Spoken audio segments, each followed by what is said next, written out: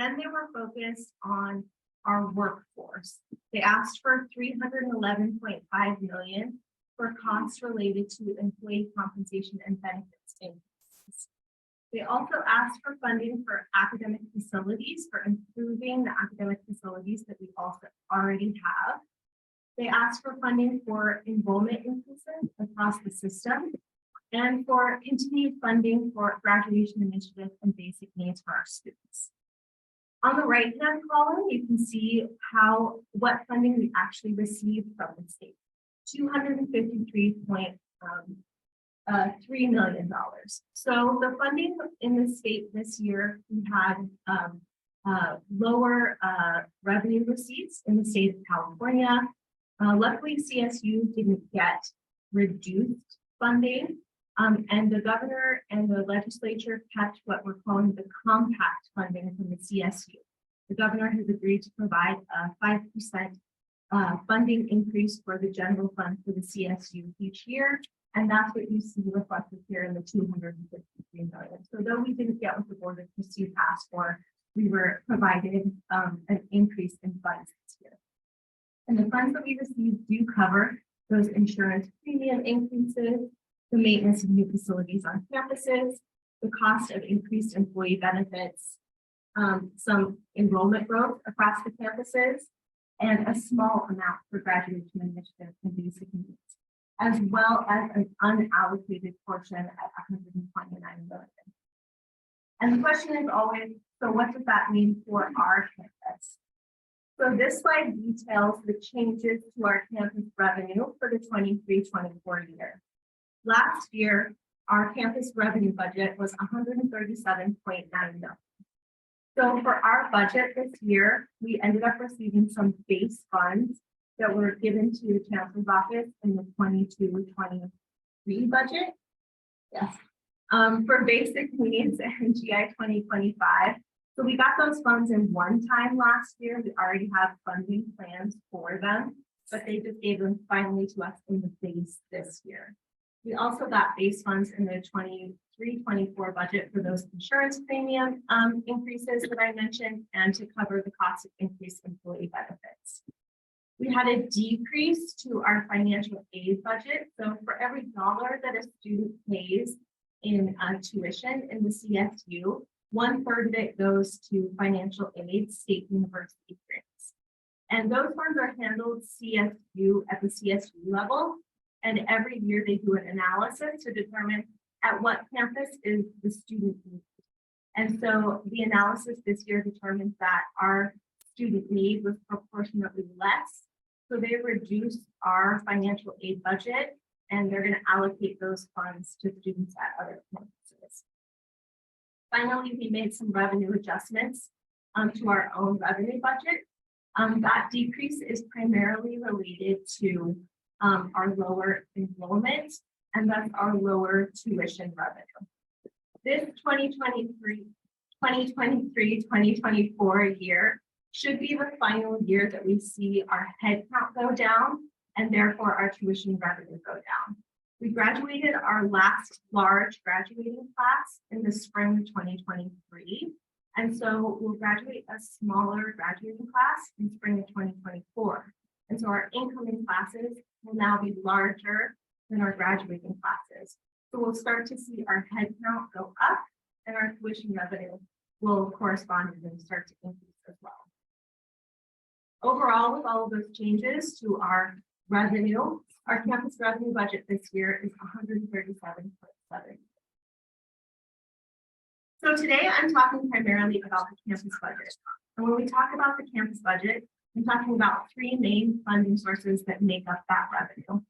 The first is the state allocation, which this year makes up about 66% of that revenue budget. Our student tuition and fees, which this year is about 22% of that revenue budget. And then our cost recovery revenue, which is revenue that we collect from our self-support and auxiliary partners to pay the campus revenue, the campus budget back for services that we provide to them. So think about things we do like facility services support, financial services support, and they reimburse us back for that. So that's about 12% of that budget. This slide shows how our campus budget is broken out by expense type. So you might hear that at campuses, most of our expenses are in personnel. And that is true at this campus as well. About 79% of our budget is in compensation lines. 5% of our budget is used for financial aid, and the rest of our budget is used for operating expense. That's about 16%. So this slide shows our 23-24 budget broken out by division. This report is available in our open book portal, which is linkable in our budget website online. And you can see this year's report and you can compare it to prior year reports. So if you look at the 23-24 report and compare it to last year's report, you're going to see that it looks kind of different. And that's because we had some reorganization during this year of units across divisions. So for example, IT, and that's a pretty big unit. So it changes the proportion of academic affairs and administration and finance as a percentage of the budget. We also have a completely new division this year, the strategic enrollment management division. And so that is going to change how the pie chart looks. And we also moved athletics from administration and finance to student affairs. So student affairs is now a larger proportion. You can also see that our total campus expenditure budget is $147 million, which is larger than our revenue budget that I discussed on the previous slide. So we will discuss that in a couple more slides. So I talked a lot about the campus budget already today, but I did want to discuss that we do budget more than just the campus budget here at campus. So this slide totals all of our university budgeted revenue. We have our campus budget there at the top, $137 million. Other areas that we budget, for example, are our lottery funds that we get from the state. We budget our grants revenue that we get from state and federal sources. We also budget our campus fee fund. Those are funds that students support through their fees. These are self-support areas and auxiliaries like associated students, campus union, counseling and psychological services. We also have other areas like our campus housing, parking services, and we have our other auxiliaries like the foundation and the Green Music Center. In total, all of these areas budgets total about $214 million. Since most of these areas rely on student fees and student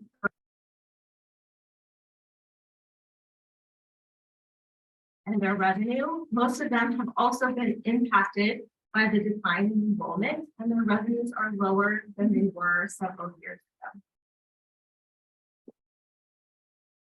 So as I mentioned earlier, our campus expenses are higher than our campus revenue, which has resulted in a base deficit for the 2023-2024 year. This deficit is a base deficit, which means that it is an ongoing recurring deficit. And until we reduce our expenses, our ongoing expenses, or increase our revenues, it is a recurring deficit that rolls over from year to year. So this slide outlines the base changes that we made this year that affect our deficit. First, we started with last year's deficit, which was the 22-23 deficit, which was $13.9 million. Then we made some adjustments to revenue that I talked about earlier, the largest being the decrease in our student tuition revenue due to the decline in headcount. Then we did have some increases in our cost allocation revenue. Those are the funds that we receive from our self-support and auxiliary partners. And we made some slight adjustments to other revenue lines. Then we had some changes in expenses.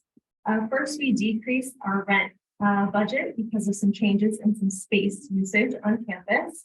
But we had some increases in some unfunded cost lines. This was primarily utilities I know all personal utilities costs are going up. They're going up for the campus as well. So we had to increase our utility budget. And finally, we moved international programs over to the campus budget from SEIU. So with all of those changes that we made to our budget lines this year, that increased our deficit up to that 17.3 million that the president mentioned earlier.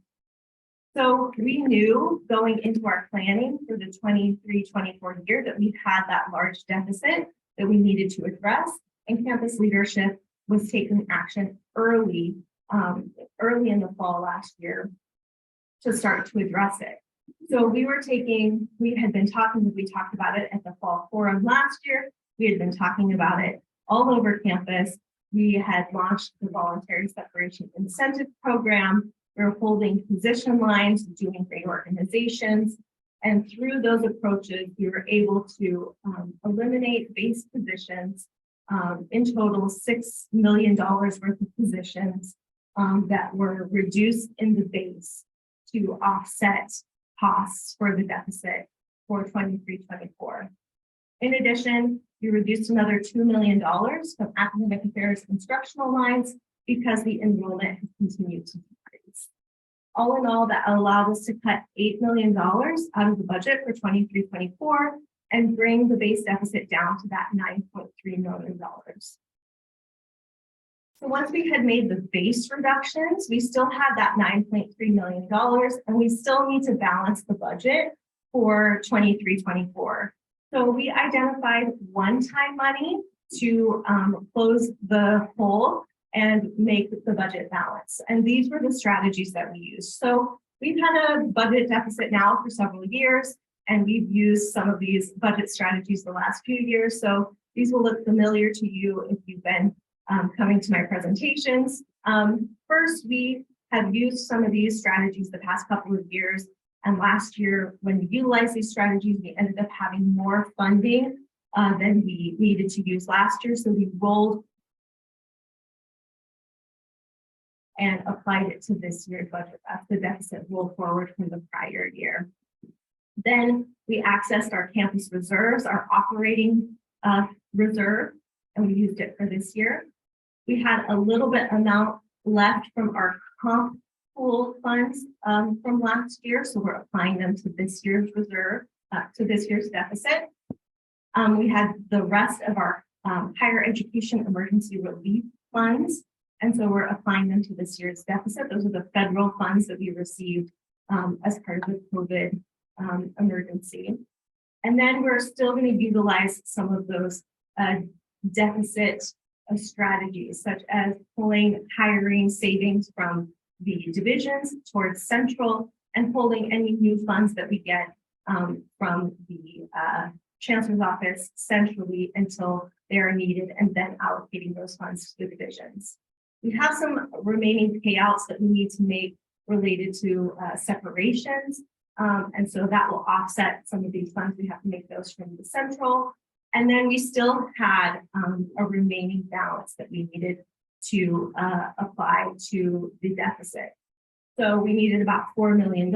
And so we went back to the divisions and asked the vice presidents to look at their year-end balances and analyze them and the priorities that they had to use those funds for. And they did an analysis, and they came back and were able to identify sufficient funds to close the gap. And so we have a balanced budget for 23-24, and we're able to close the budget. So as soon as we finish the budget planning for 23-24, it's time to start planning for 24-25. We don't get much of a break from budget planning in the CSU. And so the Board of Trustees has already submitted their budget request. They passed their budget request in September for 24-25. Oops, too far. And so the state is now going to be working on their budget planning. The next thing we'll be looking for from the state is Governor Newsom's January budget plan to get an indication of whether he is planning on maintaining the compact funding for the CSU. That will be the next notification we really need to pay attention to for our budget planning. And we'll keep planning. We have a lot of planning to do. We know we're starting with the budget deficit on our campus, so we're already planning, and we'll keep the campus updated as we move forward with our 24-25 planning. There are some things we know and some things we know we don't know for 24-25 already. So as I said, we know we're starting with the deficit of 9.3 million. That base deficit will roll forward to 24-25, and that will be our starting point. We also know most of our collective bargaining areas are still open in active bargaining, and the outcome of that bargaining may impact our campus budget, but we don't yet know to what degree. As I said, the Board of Trustees has approved their budget request, and it does include a multi-year tuition increase. So that tuition increase will go into effect in 24-25, and that will also impact our budget. So we're building those assumptions into our 24-25 budget and our multi-year budget plan as well. As I said, we're looking to see what our state allocation funding may be, if the compact funding will still hold, and building that into our assumptions as well.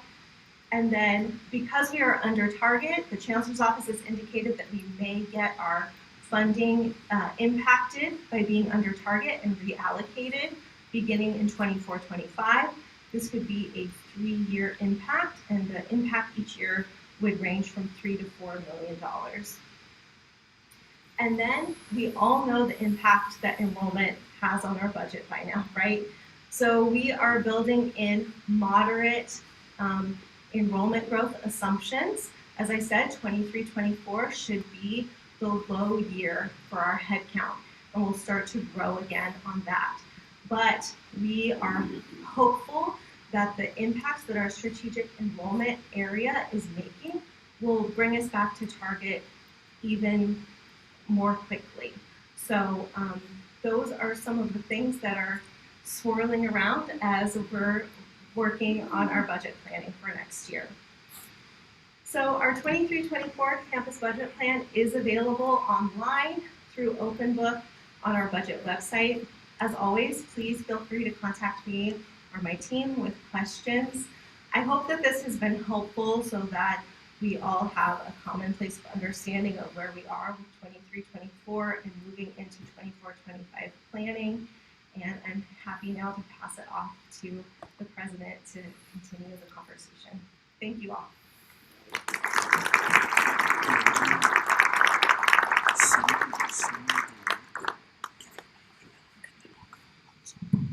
I'm gonna go downstairs. But before I start, let's all give Laura another big applause.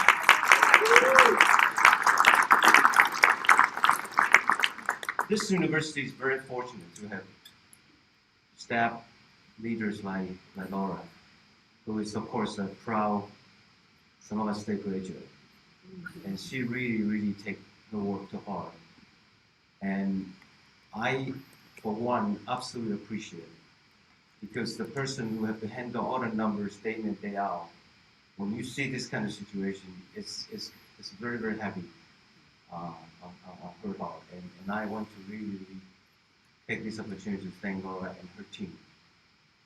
And every year we see this very clear, transparent presentation of our budget situation, but she never loses her balance. And it's the kind of calm that we really all need to get through this. It's doable. It is difficult. There's no doubt about it, but it's absolutely doable. So I share with you when I first came in, a $17.6 million deficit going into 23-24. And if you take 7% increase that we give to all employees of the university, that is about $8.1 million on top of 17.6. And I think you look at a number that we managed to reduce the deficit down to $9.2 million going into 2045. It's not small matter and not a small accomplishment. And again, I owe a lot of appreciation to everybody who in the past year has to take up additional work more people to help, more accomplishments to achieve. And let me single out one particular division. And this is not to say that other divisions are not doing great jobs. If you remember from Laura's presentation, the advancement division is 1.67% of our expenses. But that division last year have raised over $11 million in external funding.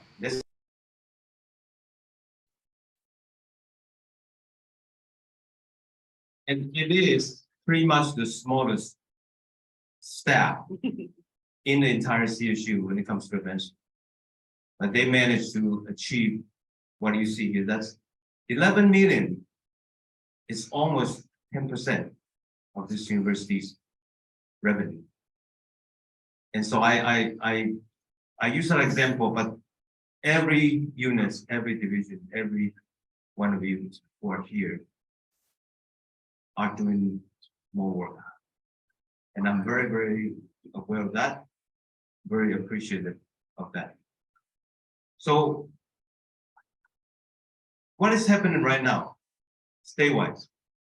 Again, I'm taking this opportunity to really share where we are today with you.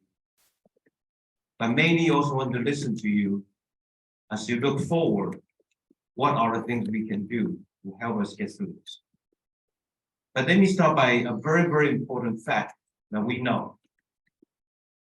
First of all, we graduated 37% of our entire student body in May this year.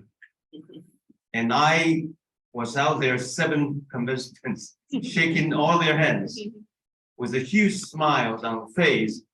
We are so happy for all of them. And they are the ones that make it possible for us to continue to have the best 2-year transfer student graduation rate in the entire CSU system by a large margin. Continue to allow us to have the number 4 position in terms of 4-year graduation rate for first-time freshmen and erase achievement gap. Absolutely unbelievable, great achievement. So when I look back 2018 to this year, for whatever reason, every year our enrollment dropped more than 10%. Every year. But this year, fall semester, was still not come back yet. But our decline is now less than 10%. I know it sounds kind of crazy. Why would President Lee brag about it? Well, it means that it's slowed down. Okay, it is a decline trend that we managed with a lot of hard work with many of you. When we reach out to high school, we reach out to community colleges. We went over all the way to Southern California, Central Valley, Sonoma, Sacramento, whoever wants to listen to our breaking about Sonoma State, we went there. And it's slowed down the trend. System-wide, the entire CSU system, we are not the only one that is seeing decline in enrollment.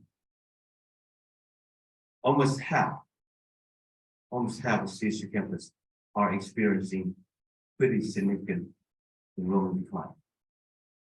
So the fact that we actually slow down the trend, it's a good sign. And I think we will continue to make movement, continue to reach out. And you should be able to see this tide start to turn. But it will take time. And I'm not a magician. I just cannot will my magic wand and then things start to turn around. But we are turning it around. We need a little bit of time. Please. So system level in the CSU, we have a new chancellor, Dr. Midri Garcia, starting 2 days ago.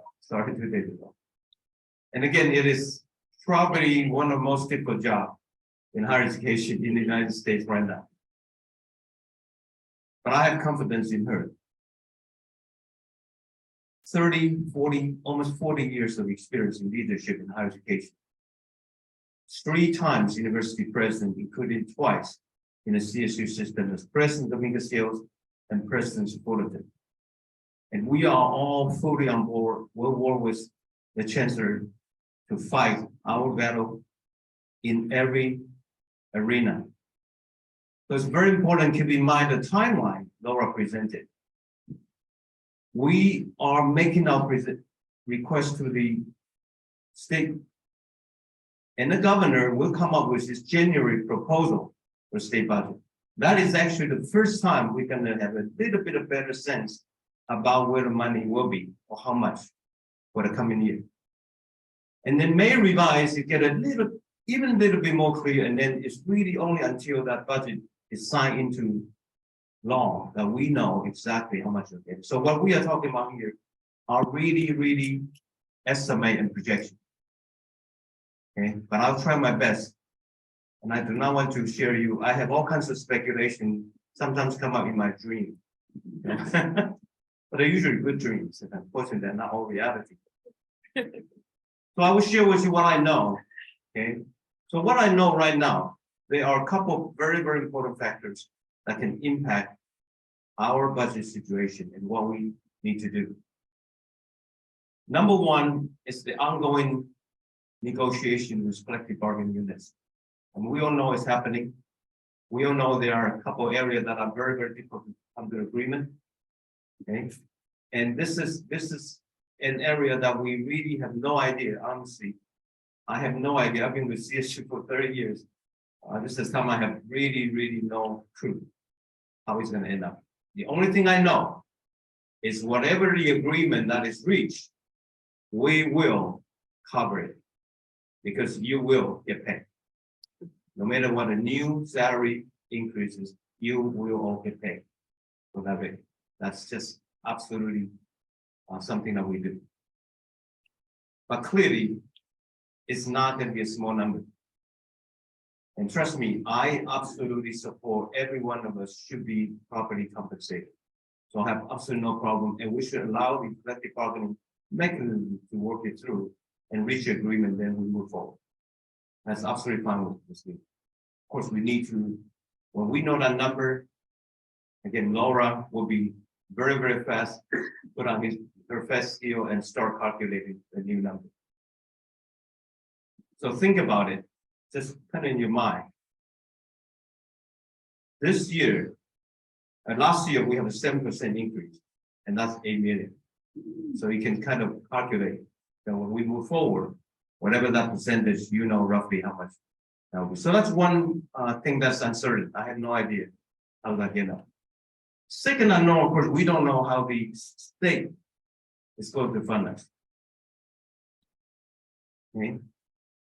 And I know that, to the opposition or against the opposition of the student, the board of trustee in the September board of trustee meeting approved the tuition increase. And based on the plan, the first year, a 6% increase of tuition will bring in $128 million to the system's revenue. Entire system, 128 million. And if you pay any additional attention to the proposed budget that was presented in the same board of trustee meeting, there's one particular item that is connected to all of us, absolutely critical item, and that is the premium of our health insurance. Premium health insurance. Everybody knows that's going up.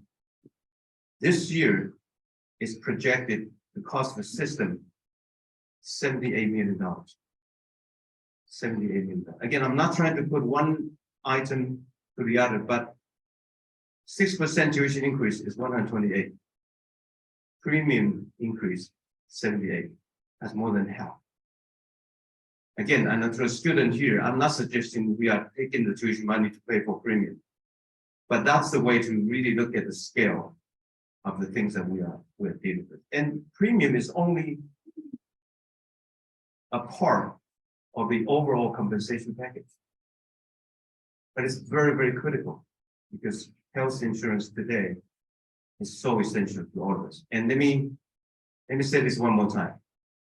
I continue to believe that when you compare to all other all other higher education institutions, CSU continue to offer one of the best health coverage that you can find in the nation. And I hope you all remember that.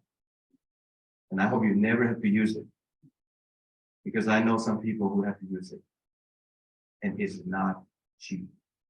It is absolutely not cheap. I know one person who had to go with the ambulance to the hospital. And the ambulance alone, I'm not talking about any treatment at all. Ambulance alone, so whatever they have to do in the ambulance, $18,000, one trip. And I know this is very, very important to you, and I am absolutely happy and support that we as the CSU continue to support all our employees at that kind of level, even after you retire, by the way. And I tried it, I know it's very good. So that's another thing we don't know. So we don't know how the state gonna do. You know, really depends on the many other factors, right? Depends on the revenue of the state, depends on all the expenses that are also going up. So that's another thing we don't know. Maybe generally we get a little bit better sense. Well, number 3 factor that is still unknown is the Chancellor's Office plan to reallocate enrollment-related money from the low-enroll campuses to high-enroll campuses. This was presented last year. It continued to be on book, but it continued to make me nervous, because we're definitely not in the high enrollment group. So the plan is, if in 24-25 year, that the campus's enrollment is not able to reach within 7% of that campus's budget enrollment level, 5% of the dollars connected to the enrollment funded by the state will be taken away. Our enrollment target, I think, is about 8,600, 8,400. We're now at 5,850. So you know, it's not going to get 7%. Again, I don't have that magic wand. Not even in my dreams, we can get within 7%. So we are going to be prepared. Let me assure you, those campuses that will be impacted by this are coming together, making our presentation to the Chancellor's Office, hoping that we get a little bit leeway and a little bit time. But we don't know what's going to happen, because I can totally imagine from the Chancellor's Office perspective, they are also facing unknown in terms of how much money the system going to get. And so we'll continue to do what we need to do, but we also need to be prepared if that does happen. Of course, over the next few years, I continue to be confident with the actions and groundwork that we put together. Our enrollment will come back up. Will come back. But it takes a little bit of time. So Vice President, Chief Financial Officer Mania also have a very, very difficult job. He's only a little bit newer than I am, are handling the situation as best as he can. And what I think the advantage this campus going into this situation are twofold. Number one, we have a very, very strong team. My cabinet, I couldn't be more proud what they're able to do. And we have all the staff who are really, really loyal to Sonoma State. I think that's absolutely incredible. Number two, we have a team of people who are very experienced and capable in what they do. So what I have seen in terms of HR, in terms of finance, in all the areas, I see people who are very capable. What we are fighting against, to some extent or large extent, is the market. You all read articles on Wall Street Journal, New York Times talking about today's young people. Many of them are doubting the value of higher education. They are thinking, why do I need to go to college? I can get a job and making nice $18, $19 an hour. I don't need bachelor degree. I can achieve my American dream if I work more hours. That's not the answer, but that's the reality we're dealing with. I think higher education transforms people and their families, and it's for the long haul. It's not about your first job, not even about your second job. It's about your life and the impact you as an individual can make in your lifetime. And that impact is exponential. One person from one family make it to college, potentially make it possible for 2, 4 more people from the same family that could go to college, get better education, and you can do that a few iterations. You know the impact. And I have to believe that this kind of misperception about higher education is short-term. People will come to a realization, and when they face reality, if it continues to be true, the pay, lifetime pay for an individual with higher education degree and without is way over $1 million. I don't even want to talk about money when times like this, because it's about you as an individual picking up the tool that you can learn in your entire life. And that changed how you raise your family, how you work with others, how you view the environment, how you work with the community. I think it's way beyond measurable simply by the data side. And I really also think maybe because I come from the literature or liberal art background, at most part of your life, you have to answer this question: what's your purpose of life? Is it just about money? Is it just about getting that next toy? Is it just about getting the next vacation? Or there's something way bigger that is absolutely worthwhile for you to pursue? And I think material possession always will have a limit. Trust me, I work with a lot of very rich people in our community. And I can assure you they're not all happy. Millions and millions of dollars, thousands and thousands of square feet of houses. That's not always why you happiness. You've got to have a purpose in life. You've got to know why I'm here. And you got to believe that you're doing something worthwhile. And that is what a higher education degree and education can develop and provide for you. And I hope that we continue to make this point. We continue to talk to people who do not believe that misperception. We'll be able to turn things around. Again, for us, it's really about casting that wider net. So more people out there who believe in that will come visit us. And you and I both know when they visit Sonoma State, they come to Sonoma State.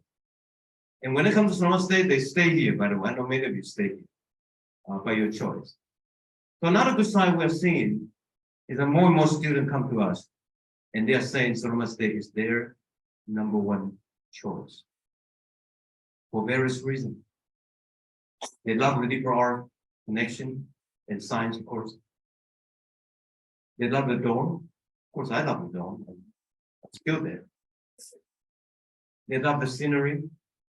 They love the clear air when we don't smoke. They love the community. It is a beautiful, beautiful place to be and to get your education. Again, I know I try my best. You can see I'm working very hard. It's not a rosy picture. But I have to always show you that I continue to be hopeful. This is not a simple time. And we have done as much as we can. And I think with the 2 rounds of voluntary separation program, and the actions that we have taken that relieve some MPPs. And I know some of you know some of those. We're able to consolidate some organizations, reorganize some, and achieve the savings that you see as presented. I think with regard to reduction in terms of staffing, we are pretty much reaching a point that we have very, very little room if there's any to cut further, because the start to cut into safety and ability to continue our function is probably not much that we can do. But we will have to continue to look for other places that have the potential to allow us to do some adjustment. A very, very simple accounting principle. When you run any operations, organization, or companies, you have two categories of cost. One is your sunken cost, one is your variable cost. Sunken cost is that you have to spend those dollars even you don't produce anything. You have to build a factory, you have to buy the fertilizer, you have to rent the place, even without producing anything. The second big category, of course, the variable. The variable cost goes up with the volume of your production. Of course, it also means that when the production comes down, you reduce variable cost. So I think our people in the entire system, as well as this campus, constantly have to be judging, calculating, to find a way that we can balance the analysis. Again, we have to get through this year time to allow the enrollment to come back and then other things to change. So we'll fight all multiple fronts to make sure that we get the resources to continue something that is very good on the campus. And I know it's not easy because every single day I'm sharing a lot of information with students, but we have the most important and utmost obligation to all of them. They put their faith in us to come here to get education. We need to give them the best education that they deserve. That is absolutely number one. And we'll do everything we can to achieve that. So I know that's probably a little bit long presentation, but there's so much to cover. And now let me open up, ask whatever question. And again, and by the way, I have Manir, who is the VP CFO. I have Karen, who's the provost here to help me to address some of your questions as well. Okay. Any questions?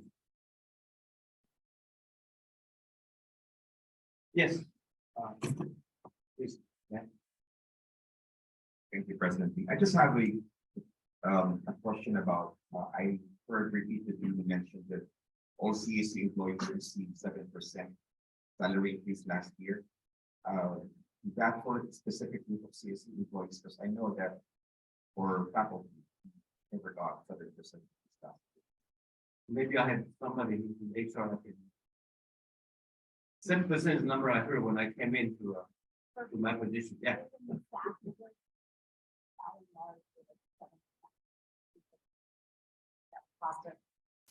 Okay. Within the staff represented classifications, and similarly with the MPP merit pool that was approved, there was a 7% increase that many of our employees were eligible for. Specific to faculty increases, I'm happy to refer over to someone. Yeah, that's your dad. Can you hear me? That's your job, I believe, but I think the compensation was about 7%. Not every single person. No, when I say 7%, it's a pool. It's a pool. And of course, some people that have less probably got more. but the point that in the context of budget, 7% is 7% of budget. So that's how I use the number. So I'm not indicating that every single person is included. Yes. Thank you, President Lee. I'm just curious, I'm a professor here, my parents are alumni, and I think about the students as our best ambassadors. And I'm just wondering, I'm volunteering. I was on the Speakers Bureau and would go out for face-to-face with people living with HIV, and we would go out together and make presentations. And I just think if the kids in the high schools could see these amazing students, and so maybe Provost Marinsky can talk about that, but I really do think telling our stories and how Sonoma State has changed our families, some of us who are first gen. Anyway, I just want to learn a little more on that. Thank you so much, Anne Marie. We appreciate the help that we've gotten over the last couple of years from faculty and staff and students going out and really being the faces of Sonoma State from an enrollment perspective. So we've had faculty going to Southern California and doing recruitment fairs. We've had faculty who have been at our admitted student events. President Lee went to all of those events and with faculty and deans and students, most importantly, to your point. And so we are out there. Many of us have all been on those recruiting events and have been speaking. I think it's more critically important as we move forward with the guaranteed student admission MOUs that we have developed with high schools and community colleges, that we continue to get faculty engaged in working with faculty at the high school and community college level on a major by major basis, the pathways, as we now call them. Those pathways into degrees are really important. And we need to get students out there to tell, because you're totally right. There is no better ambassador than another student to tell a student why they should come to Sonoma State. So we have our student ambassador program that's run by the magnificent Kelly Kassler, who is, putting those students to excellent use in giving tours, hundreds of tours every year on our campus, and also going out into the community and being on hand. But we can do more, and we need to continue doing more. Ed Mills couldn't be here today, our new VP for strategic enrollment, but he may be online, and we'll be rolling out some more plans to continue taking advantage of those MOUs that we've been developing and develop more MOUs so that we can continue to develop straight pathways from high schools and community colleges into Sonoma State. Thank you. Yeah, I think I have seen the actions when I was down in Anaheim, Sacramento, in Santa Clara. I have several faculty who were there as well, taking out their own time. Of course, Dean Bebo was there with me as well. And I actually get to meet a few of the students who actually came that I met over there in Anaheim. So we always welcome faculty to participate in those events. Again, we are not alone. The CSU campus that are experiencing decline in enrollment in the past couple of years are pretty much all in Northern California. So it's Sonoma, Chico, East Bay, Humboldt, San Francisco, Maritime Academy, and only one in Southern California, Channel Island. These are 7 that experienced more significant decline, and there are others as well. It's really, really the fraction of phenomenon, and it is the legacy of the COVID pandemic.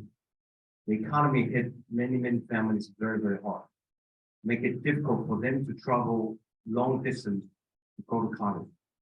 So what they choose to do actually is stay with their parents home and not paying the rent and go to college. So those universities that are close to metropolitan area where a large population concentrated continue to see a high number of enrollment, whereas campus like Sonoma State, Chico, Humboldt were a little bit more farther away from the metro centers are suffering that. But it is starting to changing because we also see a very good sign is that the community colleges enrollment come back up. They lost quite a bit of students in the past few years. So a lot of this are cyclical, And it could be just that we have to hang in there to make sure that when the market starts to come back, we have to capture that's still public. Thank you for all the faculty, and thank you for brand new faculty member in nursing. Thank you so much, and appreciate it. We have you on the list. Yeah. Okay, more questions?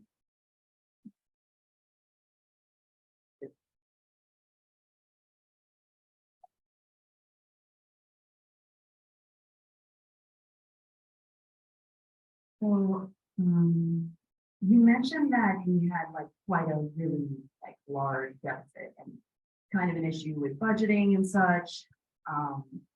Basically because of all the bleeds we've had recently, that sort of it. Personally, if I could make a suggestion to, possibly assist with the bleeds, why not fire one? I mean, you want to talk bleeds, I mean, just take a look at that massive civil lawsuit that we got going on right now.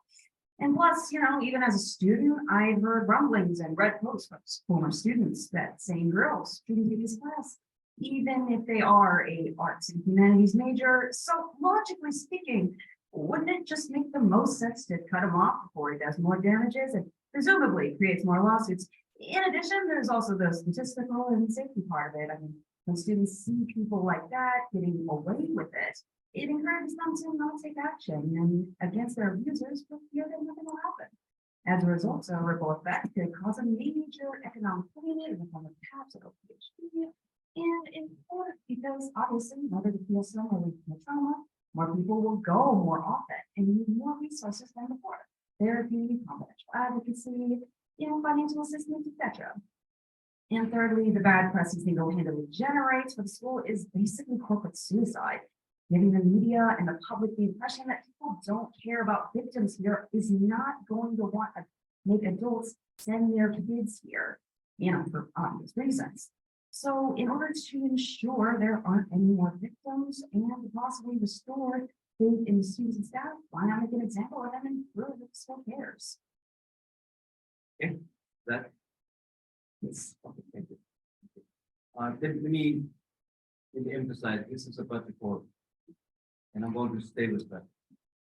And I hope that we don't resort to personal attack in this board. That is not appropriate place for that. And so we have mechanisms in place to handle the situation. And I do encourage you to go there and then be able to solve your some sort of resolution with that, please. I am not going to respond to any personal point. But thank you for your support. More questions?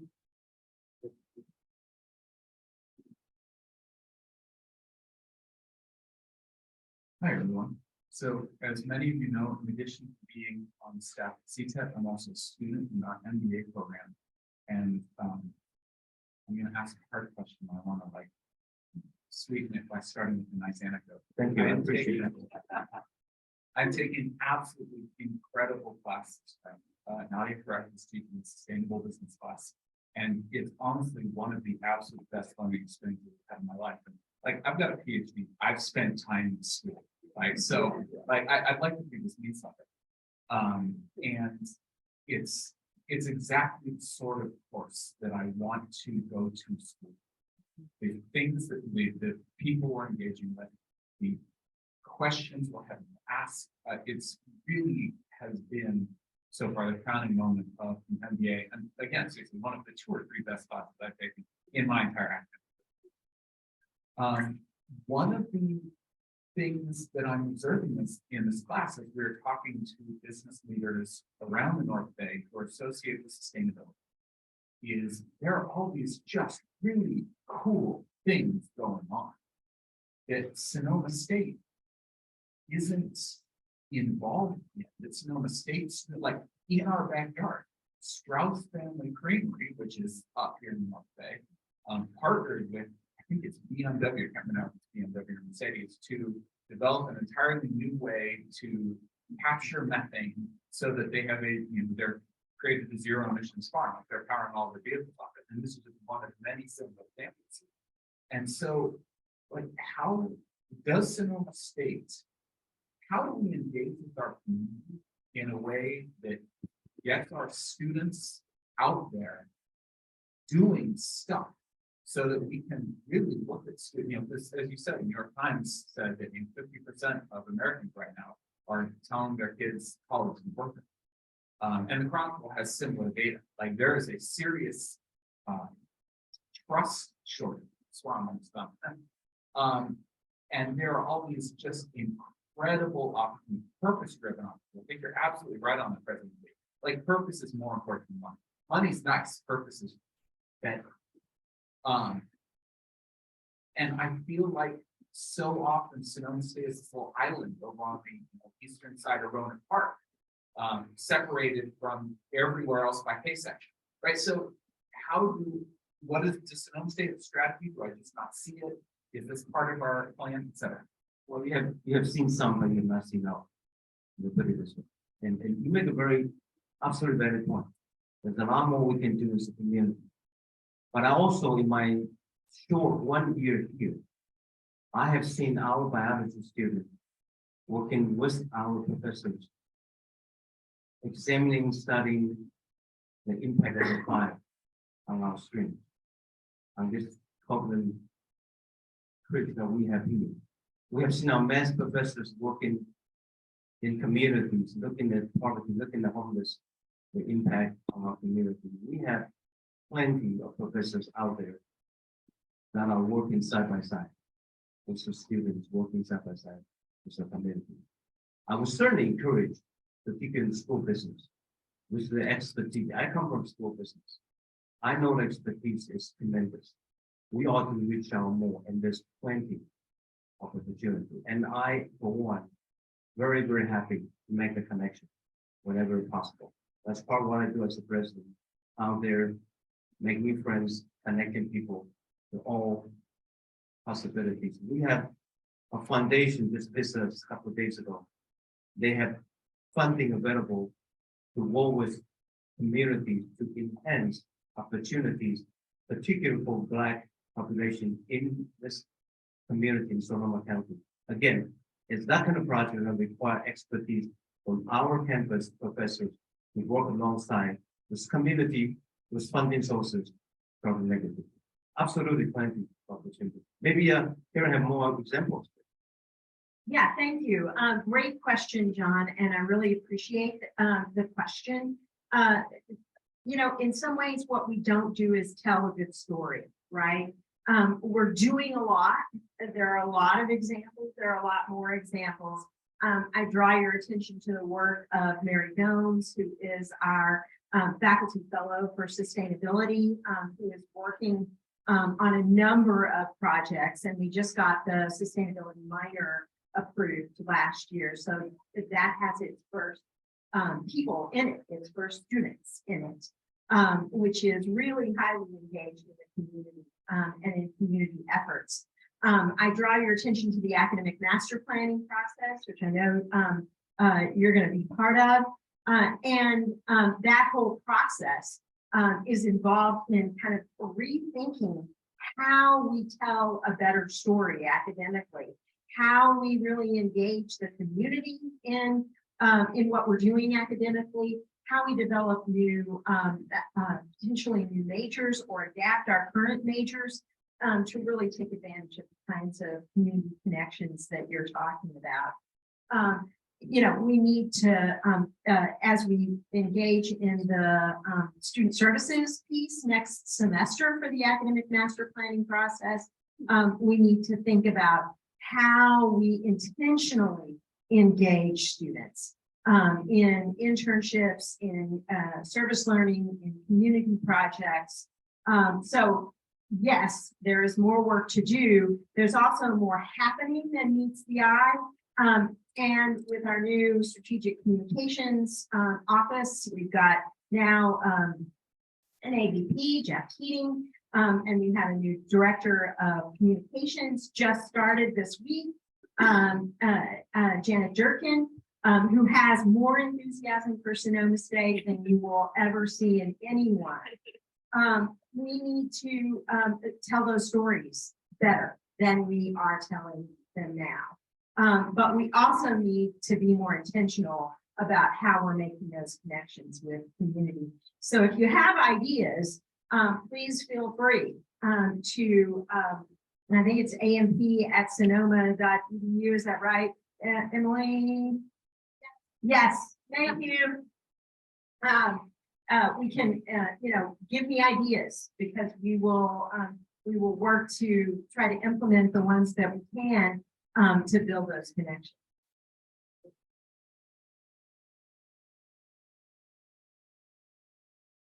Hello, I'm Richard Senghoff, Chair of the Anthropology and Human Development.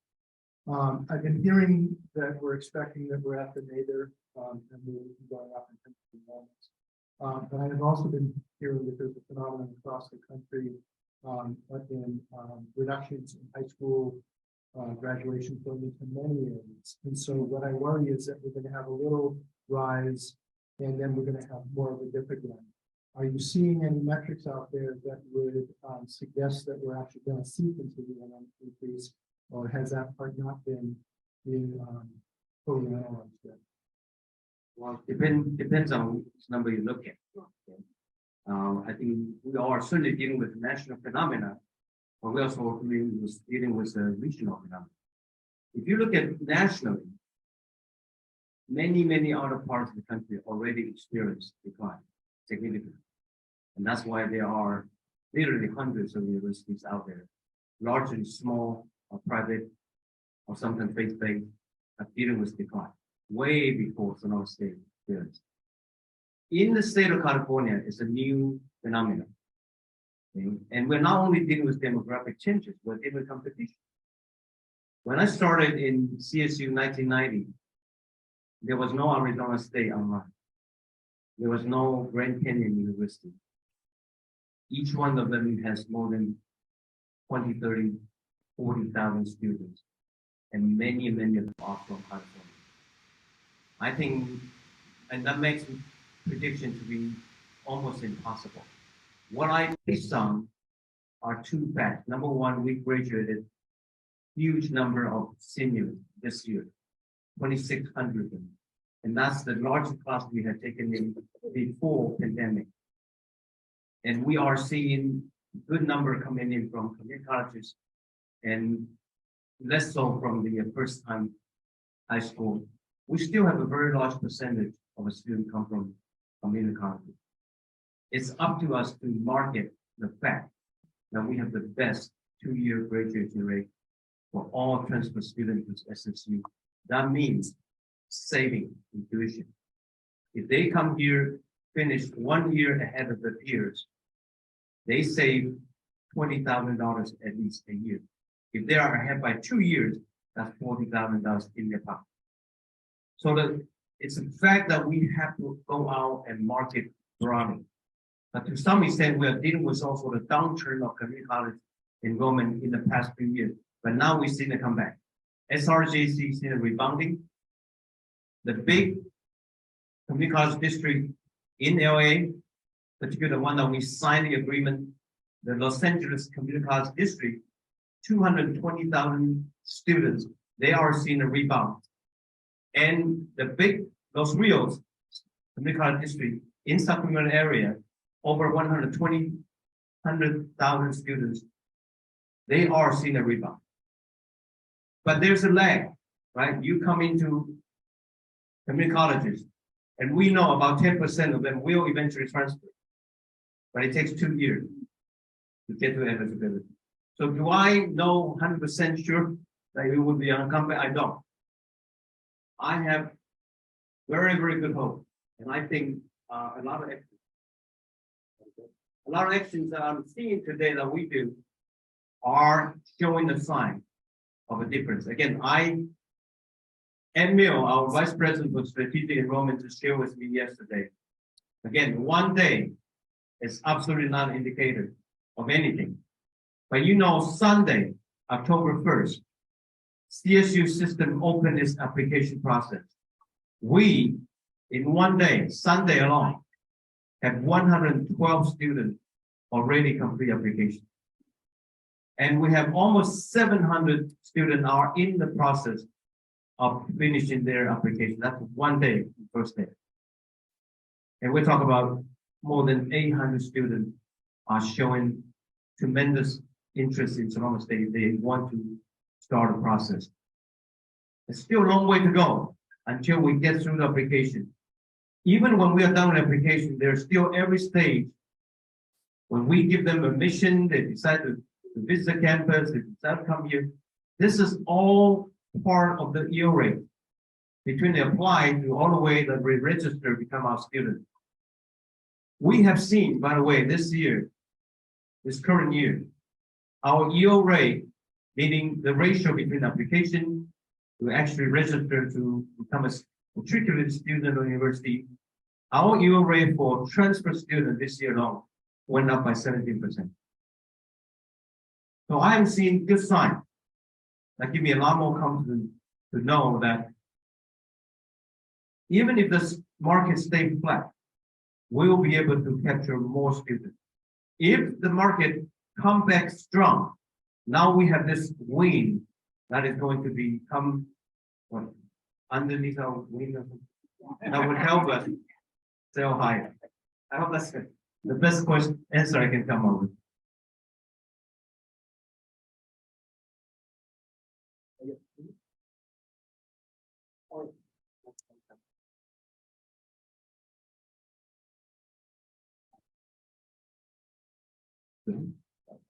Morning, everybody. My name is Mark Diaz. I'm the president of the skate club, also known as Four Wheel Friend. So in the recent times, skateboarding has become part of the Olympics, and with an opportunity to be more inclusive in the community, you have there's now an opportunity to be more inclusive in the community and provide a chance for skateboarders to feel more included on campus. Around campus, I understand that it's very annoying for a skateboarder to be around. We're loud. I have a neighbor who's a skateboarder. I can tell you. We're loud, we're rowdy, and get in people's way. So there are signs on campus, no skateboarding and stuff. But does the campus plan on providing some sort of space for us to express ourselves and find our sense of purpose? I'll have the vice president be about that. It is more related to the existing infrastructure of the group, but also yes, there are times to coordinate, for example, the spot right outside. Because we have more clubs and business and so forth. So one of the invited this process, but it's not a full out. Not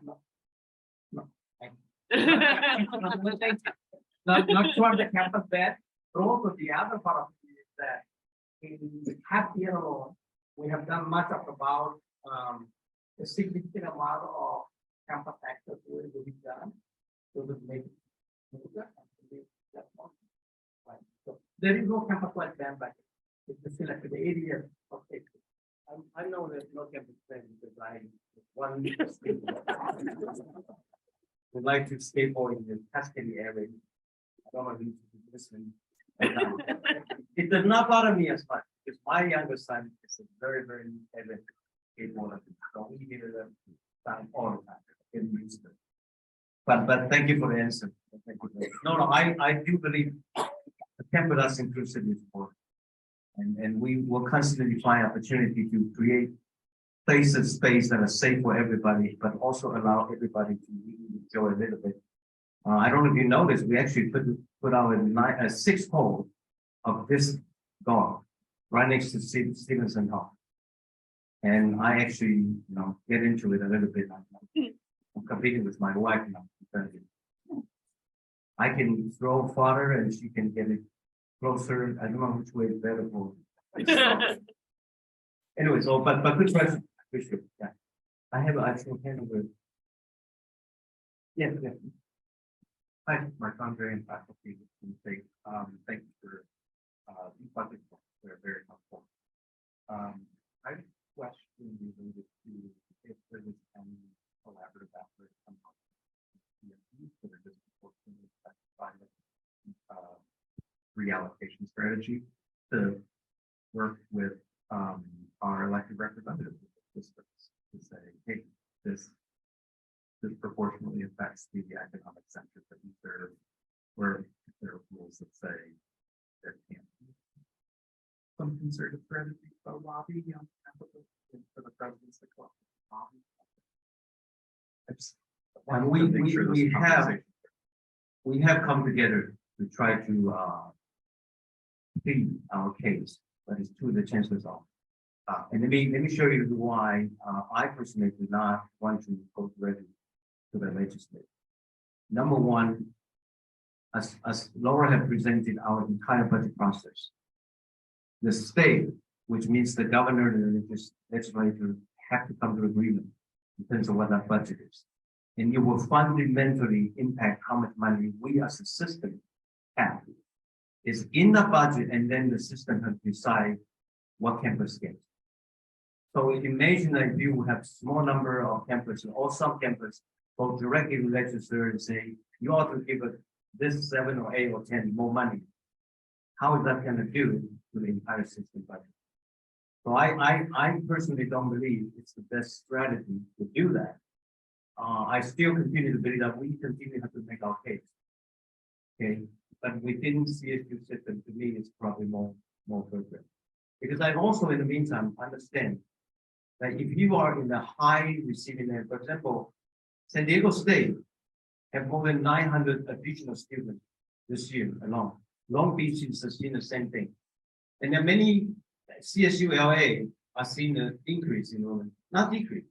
You can imagine those campuses are also under pressure to provide more courses, to provide more services to students. So to me, individual campuses go to the legislature or even to the governors. Even if you know, even if I know, you have a nuisance person, I wouldn't go to him and say, please give us more money. It's simply not the best strategy or the right strategy. But I appreciate the sentiment that you expressed. Thank you. We don't have any Zoom questions yet, but just a reminder to folks on Zoom, welcome to add a question. Of course, let me keep in mind, this is not the only opportunity. You know, I'm always welcome your suggestions and feedback.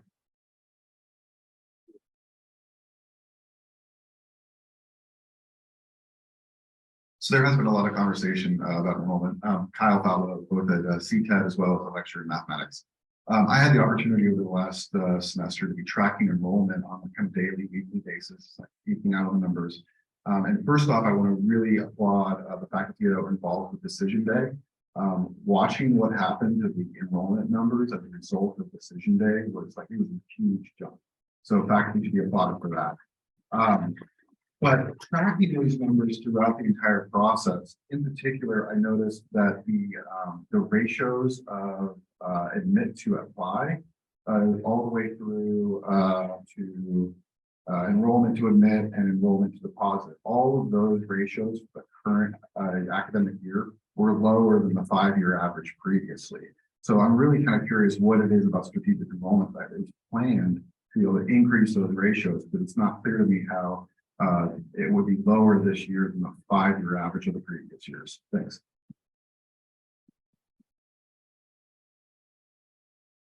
So, yeah, that's what I thought. I'm gonna try to answer your question, Kyle. Follow up with Ed Mills if we need to. So, you know, there's a lot, as the president has alluded, there's a lot happening. And applications continue to go down for some campuses, not just Sonoma State. So what you're looking at is the funnel, right? From applications to deposits to enroll to actual you show up, all right, on the first day of class. What went up this year was yield, as the president was saying. So in other words, from applications to actual, you know, being in the seats, went up this year. And that's a good sign because it means that our strategies around yield, which we were focusing on last spring, worked. That's the decision day piece. That's the admit days that we did down in Southern California. that's the effort to stay in constant communication with the students. So you have various points to affect the number of students who actually arrive each fall. Generally speaking, the strategy in the CSU has been to bring in thousands of applications. And so with a relatively low yield rate, right? You bring in 20,000 applications, you're good, but you bring in 10 or 12 or 14,000, and your actual numbers that enroll is smaller.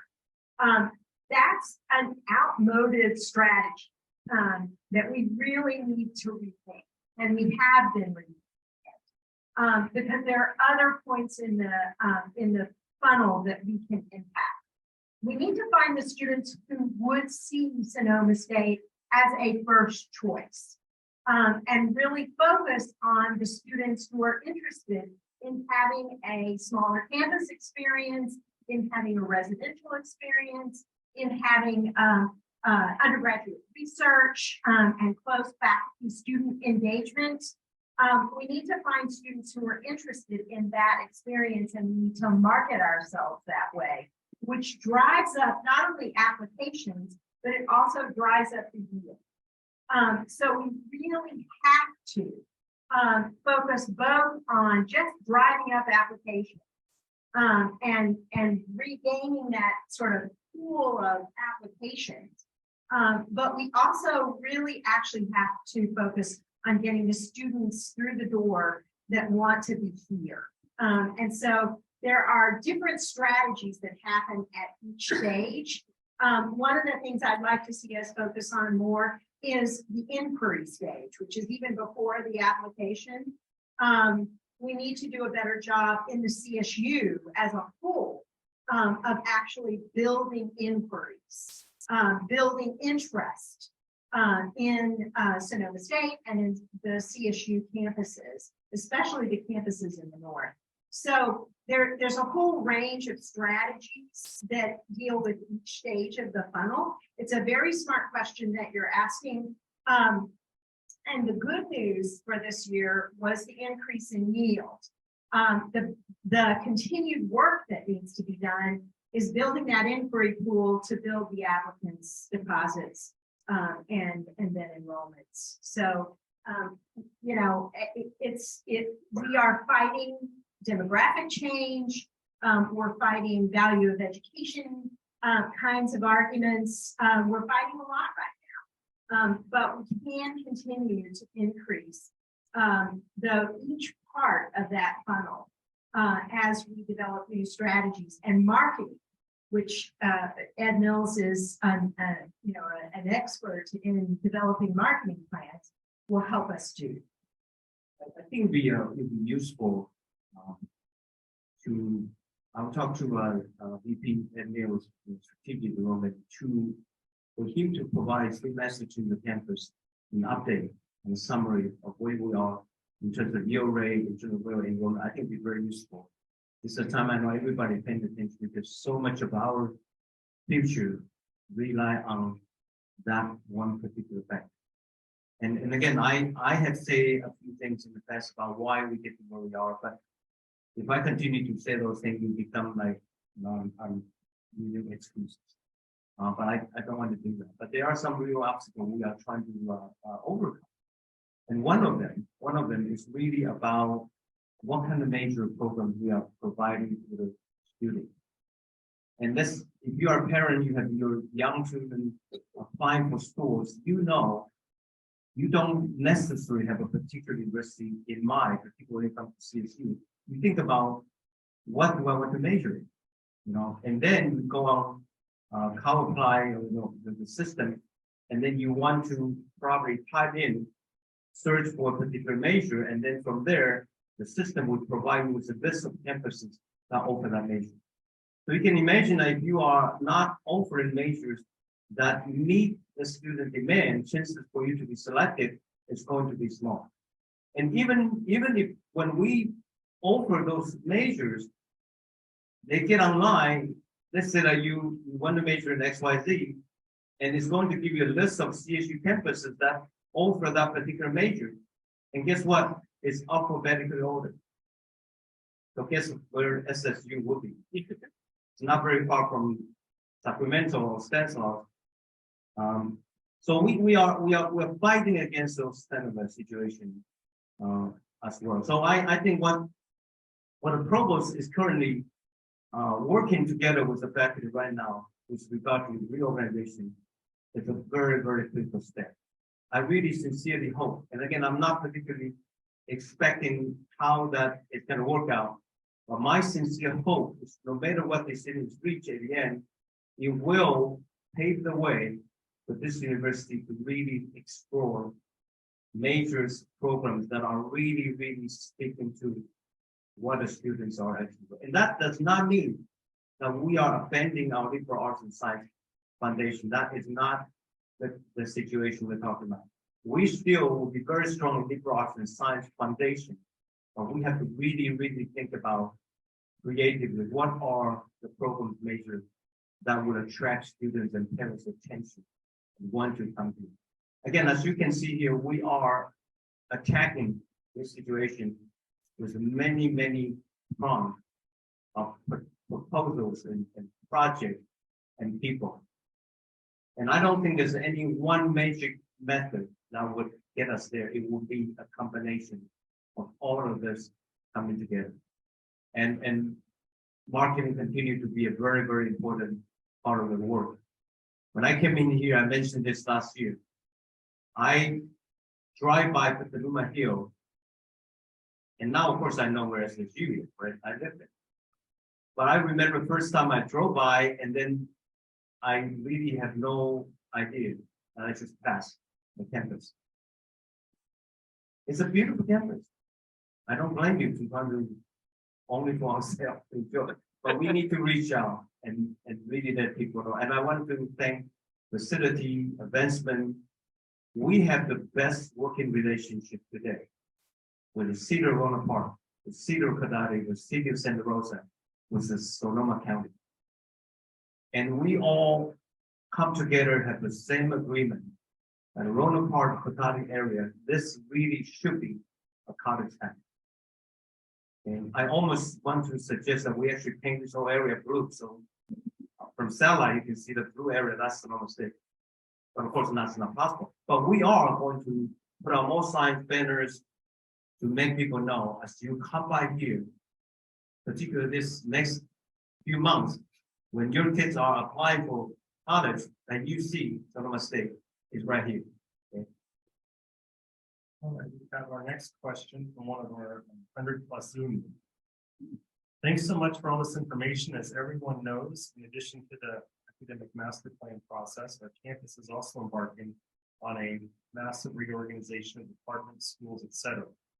As I understand it, this was motivated in large part by the economics. I was wondering if we could get more detail on how exactly this process will save us money, how much money we will save, etc. I ask only because the decisions that are being made will have potentially profound consequences for many years, but the cost savings that are motivating these changes, aside from the dean's salary, do not seem to be all that great.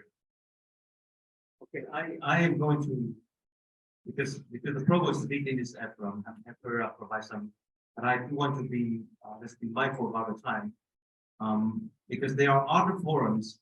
This has been discussed in the Senate, in other spaces. I do want to make sure that whatever information that provost is able to provide, there'll be other opportunity for the answer to be given. Thank you. Yeah, thank you for the question. And we will also have an FAQ up today. Jim Lillig, who is our reorganization implementation guru, is going to be sending that out today, actually by email. And that in part addresses the question that is being asked. So the question really is, we're doing this for budget. If we're not going to save enough, why do it? And I respond in two ways. The first is that we're not just doing this to cut budget. So that's one reason. But we're not going to save a huge amount, and we're certainly not going to get to $9 million with reorganization. We will save some. We will save a dean's salary. We will save some in terms of strategic course scheduling. We'll save some in terms of, we'll save a little bit on assigned time. We're going to save some, but it's not going to be $9 million. It's not going to be $5 million. What we're doing is indicating that we are all in this together.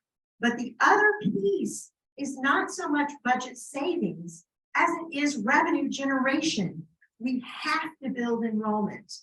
And we have to build enrollment by creating structures that are going to be inventive, that are going to be creative, that are going to generate ideas for adapting our current majors and for generating new majors, as the president was just saying, that are going to drive enrollment up, that are going to generate new populations of students being interested in Sonoma State. So yes, we'll save a little bit of money, but we're also generating revenue by creating the structures that are that lend themselves to creativity, to interdisciplinarity, to new majors, to adapting our current majors. We have to change. We can't sit still. We can't do things the way that we've always done them. We have to investigate every opportunity to change the profile of Sonoma State, to make the most of our liberal arts and sciences background, and to really build an institution that is going to be a first choice institution for the people in this area and for people throughout California and throughout the Western region and internationally. We have to really rethink. So that there are two reasons for doing reorganization. One is cost savings, one is generative and revenue growth. And there's more opportunity on that topic, of course. I think Nab has a hand first, and we'll go back to Rick. I got this. This might be directed to Lauren. We saw that most of our expenses go to personal cost. I'm curious what the breakdown is between the different classifications of employees, staff, instructional, admin, and what the respective ratios are to the total pool of SSU employees. Do you remember that? But at least you know where we can find information right now. Yeah, I don't know that off the top of my head. Oh, sorry. I don't know that answer off the top of my head. It is in our open book portal online. That information is available in our budget plan online on our budget website. But I don't have that in my brain today. This morning. So yes, it is available online, or send me an email if you want to forward that to me, to my email. Thank you. Thank you, Lauren. But let me share with you again. You can find that information online. But let me just quickly give you one example of the $6 million saving that we're able to Accomplish this year from personnel. Part of that is from voluntary separation program. 49 people took that option and left the university. We're able to hire back a small percentage of that are essential and for safety and other reasons. And then in that $6 million also, there are 10 MPP position, including 8 positions that was eliminated, and then 2 that left. Okay, so I just want you to know, if you want to look at just the position proportionally, that's what happened there. Again, the actual number in terms of percentage you can find on that. And maybe at some point we can also share that in our message as well. Yeah.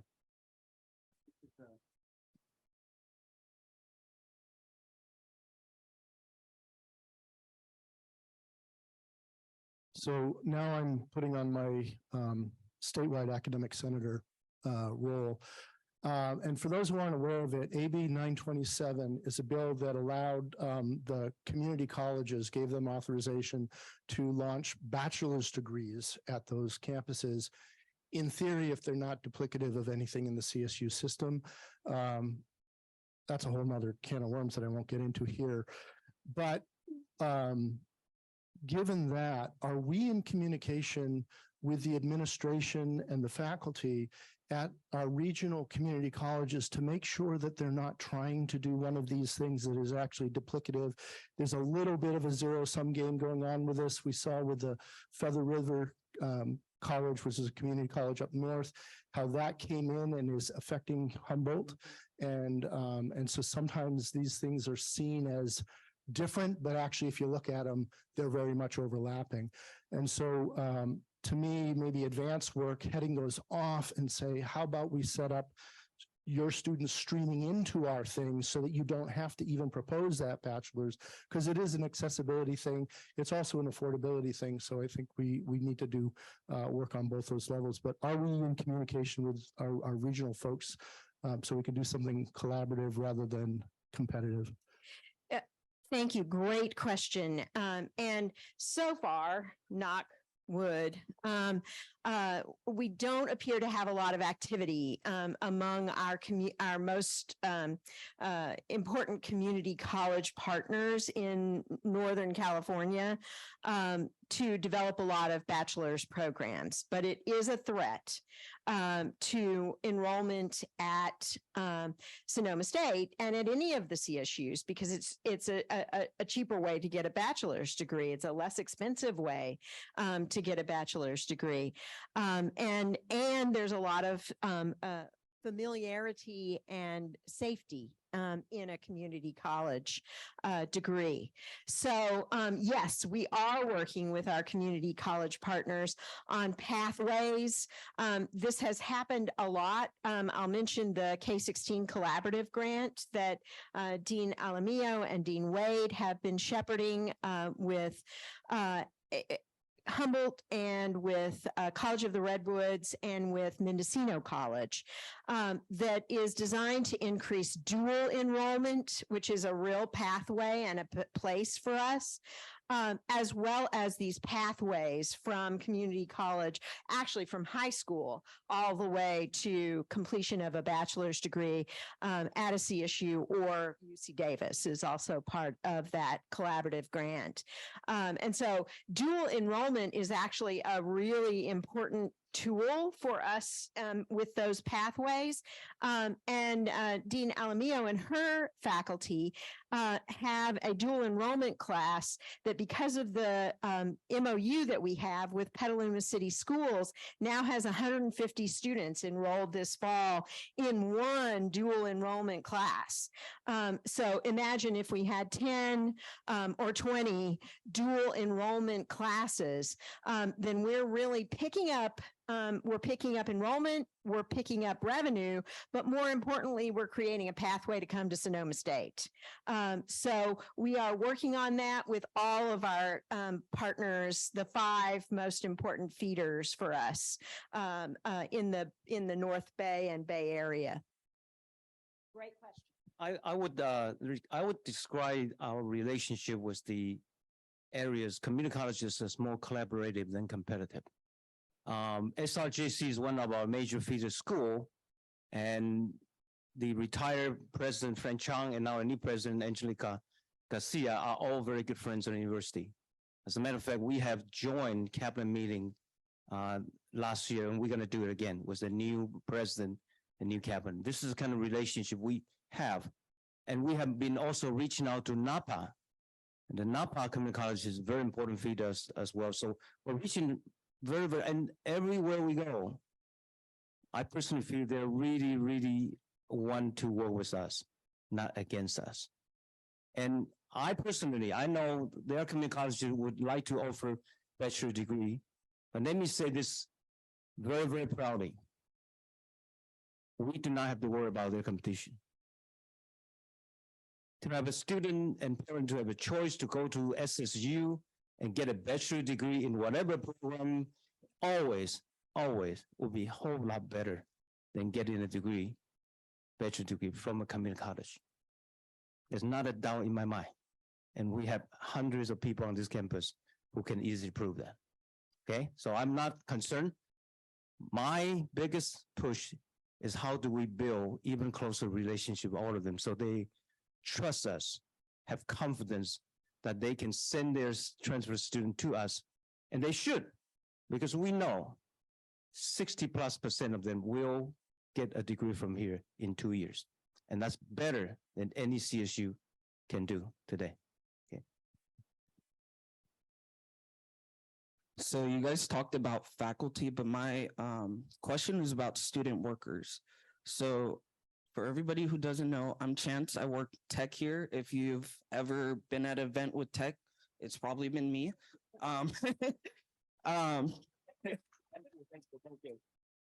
So in this department specifically, we get paid $16.25 an hour. I did the math. We are capped at 20 hours. That's $1,300 per month.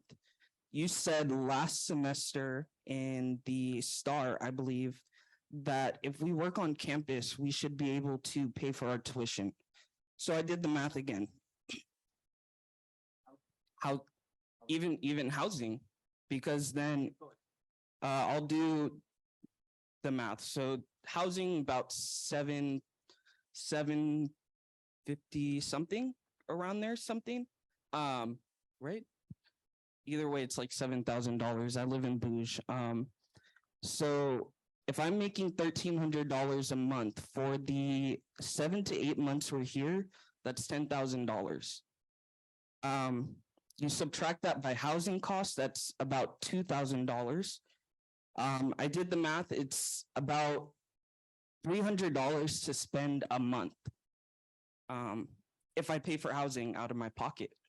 So how are you compensating for student workers in the budget? So I will try to articulate. I don't know if I can give you a clear answer. We have about 60% of our students who are on full ride. Anybody who is earning less than 120,000 family gross income, there is the 40% of them that receive some aid, not full aid. I think the statement you're referring to that we have made is that if somebody works on campus 20 hours a week, and the reason is 20 hours limit is because the first priority for the students of being on campus is their academics. We don't want their academics to be impacted.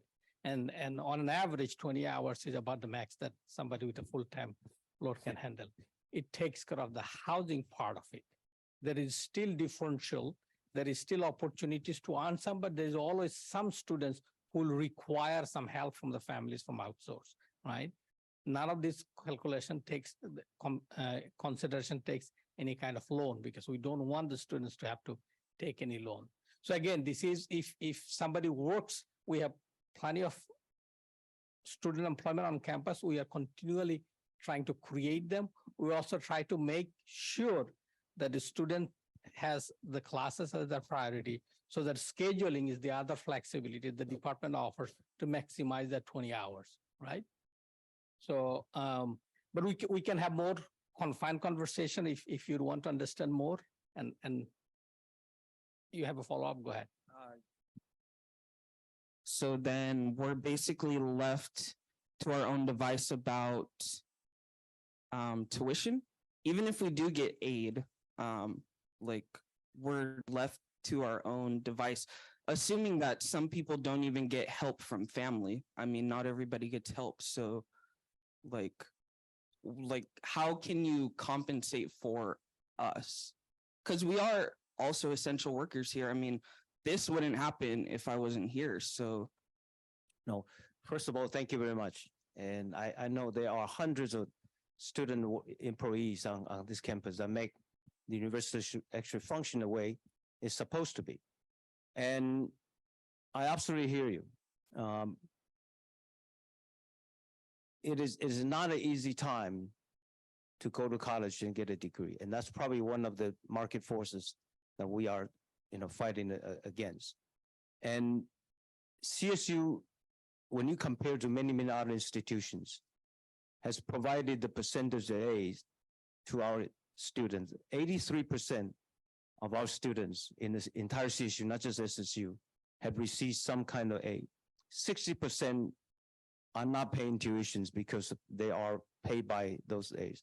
So there are a lot of opportunities. Does that mean that we're able to cover 100% of students, so nobody have to take out loans or anything? We're not there. Okay, and I don't know we will be able to achieve that easily. So there will be situations that you can run into some hardship. The example I used when I was promoting the university to the student from our area is that if they come here, have to pay for housing, if they choose to work, there's possibility they can make up some of the needs that they go to housing. Is able to cover all of them, in some cases, potentially, in other cases, maybe not. So I'm not trying to say that every single person are able to do that, okay? And I also think that I really, really admire you willing to put in this kind of time to work and also be able to go to classes, because it's very difficult. But I also know many examples, including myself, who choose to work while we go to school, have learned way beyond just what I learned in the classroom. Okay, and I think the biggest, and I have to say that that's actually part of the reason I become a leader and eventually become a person, because I learned very, very young how to work with people, how to appreciate every single team member who work with me, their strengths, their weakness, and how I, as another person in the team, can bring out the best in people. If I have not worked, including 2 years in the restaurant as a waiter, and I was a pretty good waiter, I tell you, I got pretty good tips. I learned from that as well. You know, believe it or not, I was not a person articulate I am today. I was shy. English is my third language, for God's sake. Okay, I learned Taiwanese, Mandarin Chinese first, and then English.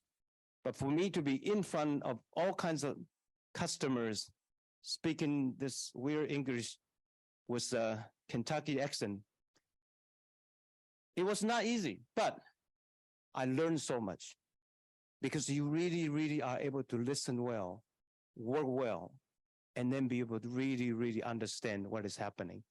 So I think clearly, financially, you know, and I do encourage you, please reach out. There are sometimes we have ways that can help you beyond what you're doing. And I really admire what you're doing today. And there are many students I know on this campus, kind of similar situation.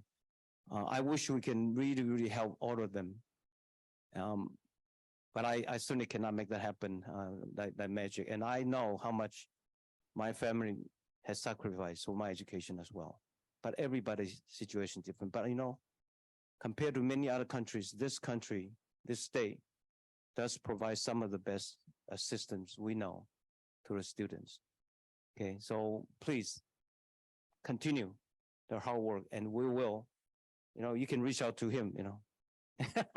He had all the answers. Anyway, but good question. Thank you. Thank you.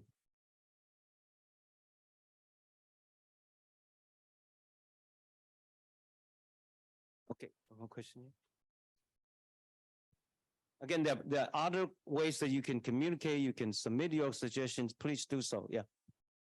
Hi, good morning, everyone. So I know that we have an MOU with like the high schools and the community colleges. And so my question is, what are we doing with the community-based organizations? We have a strong partnership with 10,000 Degrees. Can we possibly do guaranteed admissions? Because we know that those students are college-bound, you know, going students. And then I just want to share a story. I met with a transfer student the other day who, because of the guaranteed admissions, applied, got accepted within 2 days after applying. He chose Sonoma State, so it's working. Well, that's a very, very good point. We certainly have enrollment very, very top of our priority list, but there's something even more long-lasting that's always in my heart. Because when I came here, I take a look at the Sonoma County area, particularly with regard to high school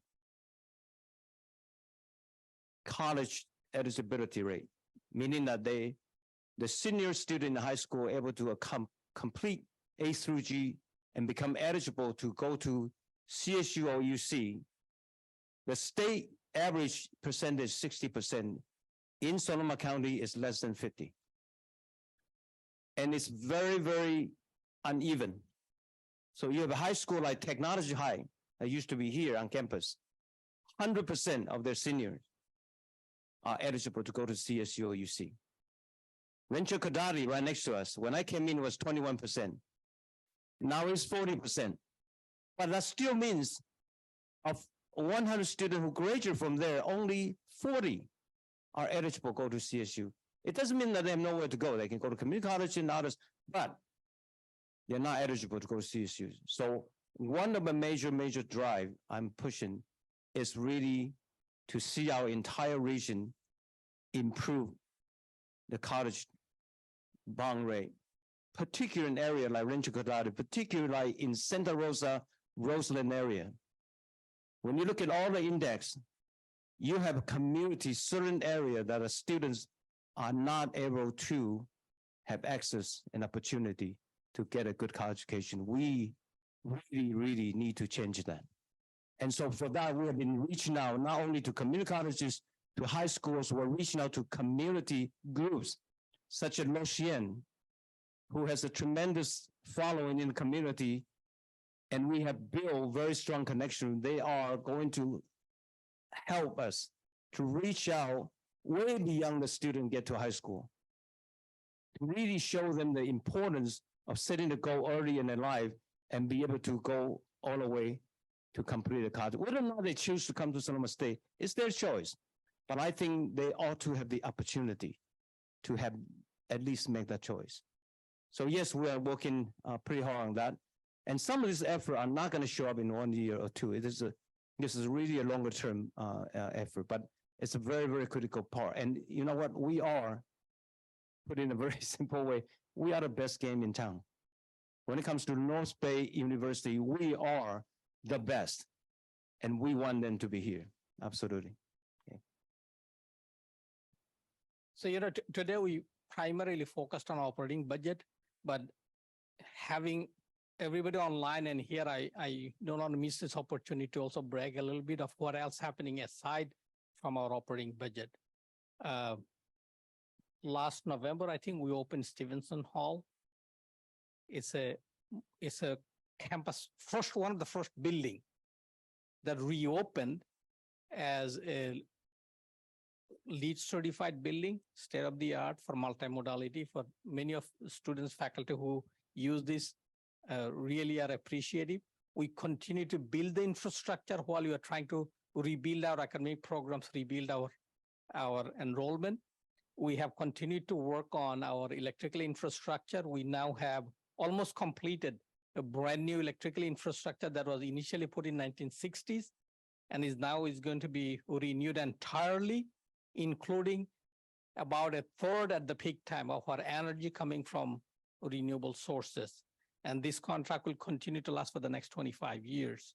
Coming summer, we'll take up our water infrastructure project. Many of you have seen signs that we have leakages, we are blocking ways and all that and so forth. Next summer, we start on the water infrastructure. In between also, the other work has happened is we continue to make improvements on our accessible pathways. We have completed the repairs and renewal of Arts Building roof, which has been leaking for many years now.